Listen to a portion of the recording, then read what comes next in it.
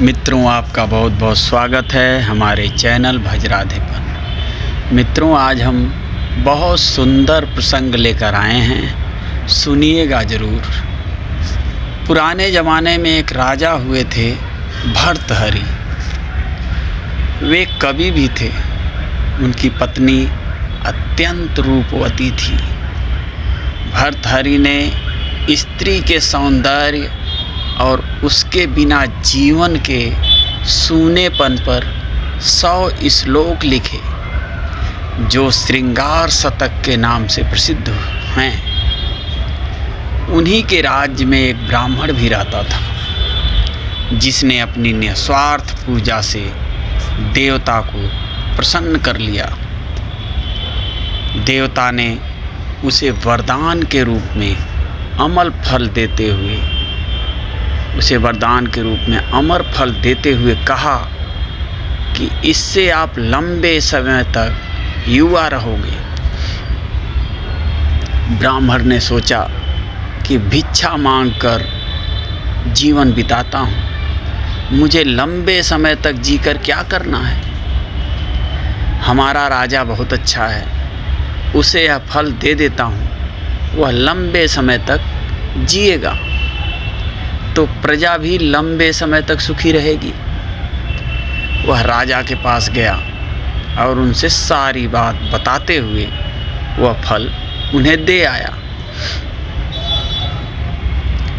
राजा फल पाकर बहुत प्रसन्न हो गया। फिर मन ही मन सोचा कि यह फल मैं अपनी पत्नी को दे देता हूँ, वह ज़्यादा दिन युवा रहेगी तो ज़्यादा दिनों तक उसके सुख का लाभ मिलेगा। अगर मैंने फल खाया तो वह मुझसे पहले ही मर जाएगी और उसके वियोग में मैं भी नहीं जी सकूँगा। उसने वह फल अपनी पत्नी को दे दिया। लेकिन रानी तो नगर के कोतवाल से प्यार करती थी। वह अत्यंत सुदर्शन, हृष्ट पुष्ट और बातूनी था। अमर फल उसको देते हुए रानी ने कहा कि इसे खा लेना, इससे तुम लंबी आयु प्राप्त करोगे और मुझे सदा प्रसन्न करते रहोगे।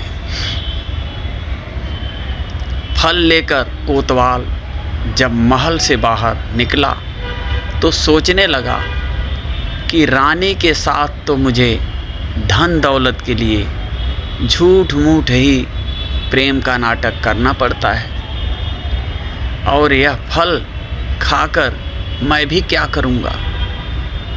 इसे मैं अपनी परम मित्र राज नर्तकी को दे देता हूँ।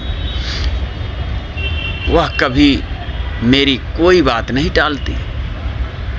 मैं उससे प्रेम भी करता हूँ, और यदि वह सदा युवा रहेगी तो दूसरों को भी सुख दे पाएगी।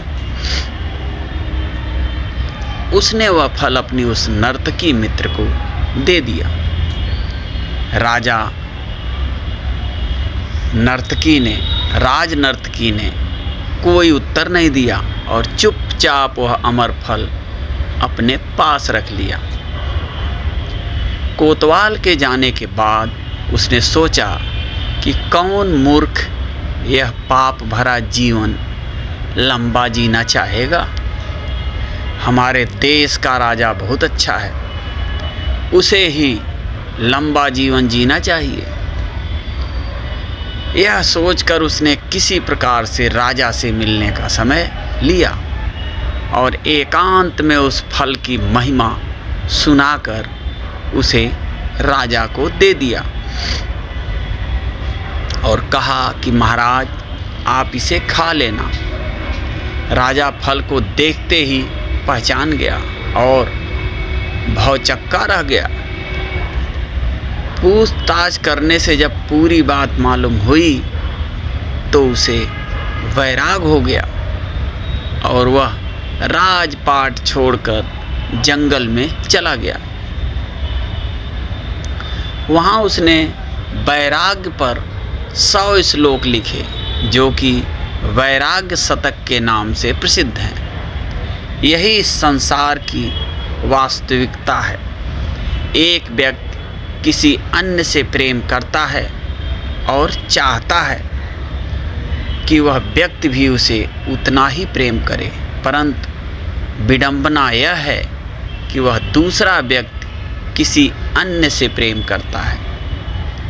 इसका कारण यह है कि संसार व इसके सभी प्राणी अपूर्ण हैं। सबके कुछ न कुछ कमी है।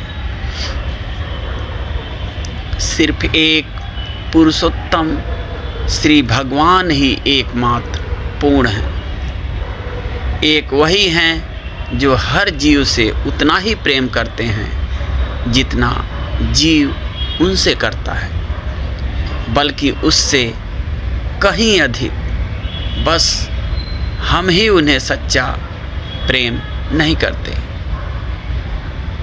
ये है इस कथा का प्रसंग। अगर आपको अच्छा लगा हो तो हमारे चैनल को सब्सक्राइब करें, लाइक करें। फिर मिलते हैं अगले वीडियो के साथ। तब तक के लिए जय श्री राधे राधे।